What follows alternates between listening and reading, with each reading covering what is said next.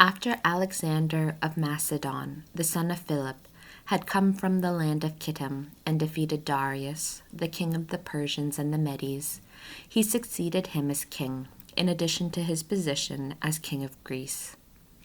He engaged in many campaigns, captured strongholds, and executed kings. In his advance to the ends of the earth, he plundered countless nations. When the earth was reduced to silence before him, his heart swelled with pride and arrogance. He recruited a very powerful army, and as provinces, nations, and rulers were conquered by him, they became his tributaries. However, when all this had been accomplished, Alexander became ill, and he realized that his death was imminent. Therefore, he summoned his officers, nobles, who had been brought up with him from his youth, and he divided his kingdom among them while he was still alive. Then, in the 12th year of his reign, Alexander died. After that, his officers assumed power in the kingdom, each in his own territory. They all put on royal crowns after his death, as did their heirs, who succeeded them for many years, inflicting great evils on the world. From these there sprang forth a wicked offshoot, Antiochus Epiphanes, the son of King Antiochus. Previously he had been a hostage in Rome. He began his reign in the 137th year of the Greeks. In those days there emerged in Israel a group of renegades who led many people astray, saying, "Let us enter into an alliance with the Gentiles around us. Many disasters have come upon us since we separated ourselves from them." This proposal received great popular support, and when some of the people immediately thereafter approached the king, he authorized them to introduce the practices observed by the Gentiles. Therefore they built a gymnasium in Jerusalem according to Gentile custom, concealed the marks of their circumcision, and abandoned the Holy Covenant. Thus they allied themselves to the Gentiles and sold themselves to the power of evil. Once his kingdom had been firmly established, Antiochus was determined to become king of Egypt so that he might reign over both kingdoms.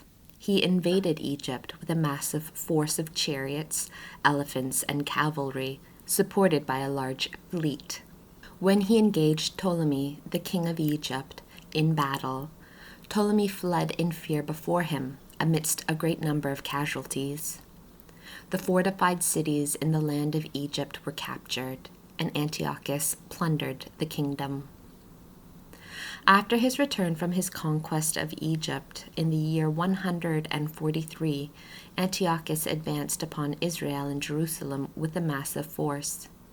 In his arrogance, he entered the sanctuary and removed the golden altar, the lampstand for the light with all its fixtures, the table for the loaves of offering, the libation cups and bowls, the golden censers, the curtain, and the crowns.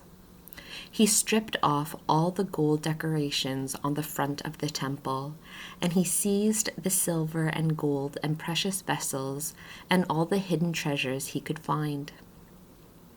Taking all this, he returned to his own country, having caused great bloodshed, and boasted arrogantly of what he had accomplished.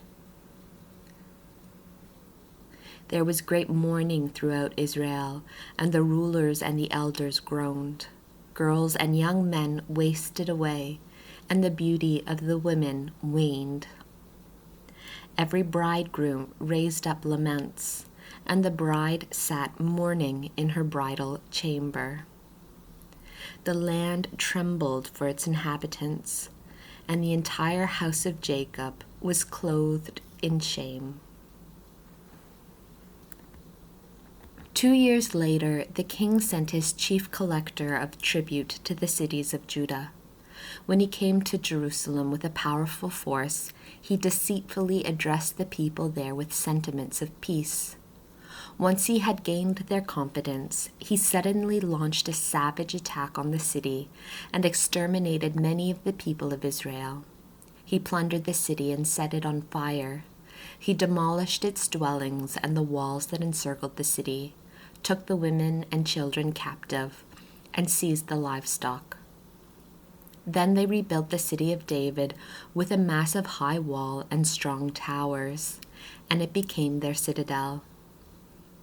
There they stationed a sinful race of renegades, who fortified themselves inside it, storing up arms and provisions, and depositing there the plunder they had collected from Jerusalem.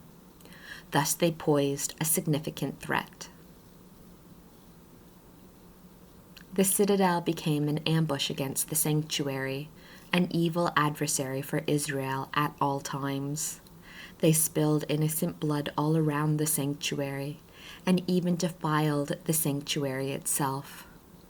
Because of them, the inhabitants of Jerusalem fled, and the city became a dwelling place of strangers. She became estranged from her own offspring, and her children abandoned her. Her sanctuary became as desolate as a desert. Her feasts were turned into mourning, her Sabbaths into reproach, her honor into contempt. Her dishonor was equal to her former glory, and her exaltation was turned into mourning. Then the king issued an edict to his whole kingdom that all of his subjects should become a united people, with each nation abandoning its particular customs. All the Gentiles accepted the decree of the king, and many among the Israelites adopted his religion, sacrificing to idols and profaning the Sabbath. The king also sent messengers to Jerusalem and the cities of Judah with edicts commanding them to adopt practices that were foreign to their country, to prohibit holocausts, sacrifices, and libations in the sanctuary, to profane the Sabbaths and feast days, to defile the temple and its priests, to build altars, temples, and shrines for idols, to sacrifice swine and other unclean beasts, and to leave their sons uncircumcised, and to allow themselves to be defiled with every kind of impurity and abomination, so that they would forget the law and change all their observances. Anyone who refused to obey the command of the king was to be put to death. These were the terms of the edicts he issued throughout his kingdom. He appointed inspectors to supervise all the people, and he commanded all the towns of Judah to offer sacrifices, town by town. Many of the people, abandoning the law, joined them and committed evil deeds in the land, thereby driving Israel into hiding in every possible place of refuge. On the 15th day of the month Kislev, in the year 145, the king erected upon the altar of holocausts the abomination that causes desolation, and pagan altars were built in the surrounding towns of Judah. Incense was offered at the doors of the houses and in the streets. Any scrolls of the law that were found were torn to pieces and destroyed by fire. If any people were discovered in possession of a book of the covenant or acting in conformity with the law, they were condemned to death by the decree of the king. Month after month, these wicked people used their power against any loyal Israelite found in the towns. On the 25th day of each month, they offered sacrifice on the altar erected on top of the altar of holocausts. In accordance with the royal decree, any women who had their children circumcised were put to death, with their infants hung from their necks. Also put to death were their families and those who had circumcised them. Despite all this, many in Israel stood firm and were resolved in their hearts not to eat any unclean food.